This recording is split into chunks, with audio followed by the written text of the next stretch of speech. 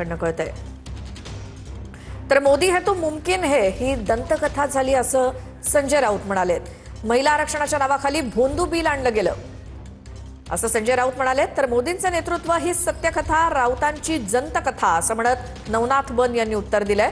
विधेयक अडवण्याचा प्रयत्न म्हणजे नारी शक्तीचा अपमान असं बन म्हणाले।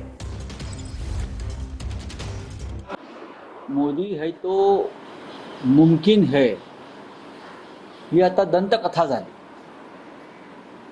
फार तर आता मोदी है तो नमकीन है हे नमकीन नमकीन भाषणं करतात आणि त्यांचीच लोक जीभ चाटत टाळ्या वाजवतात। जे बिल अमित शहानी आणलं ते बहुतेक नरेंद्र मोदींना अपमानित करण्यासाठी आणलं की काय। 2/3 मेजॉरिटी आम्ही जमा करू शकत नाही। स्वतः भारतीय जनता पक्षाकडे स्वतःचं बहुमत नाही। मोदी है तो मुमकिन है या नमकीन है हे देशाच्या जनतेनं ठरवलंय।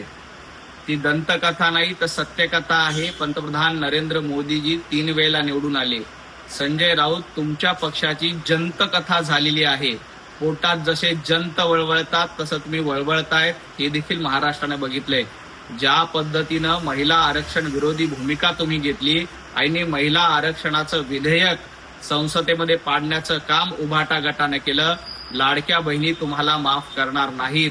आता देखील या लाडक्या बहिणी तुमचा सुपडा साफ केल्याशिवाय राहणार नाही।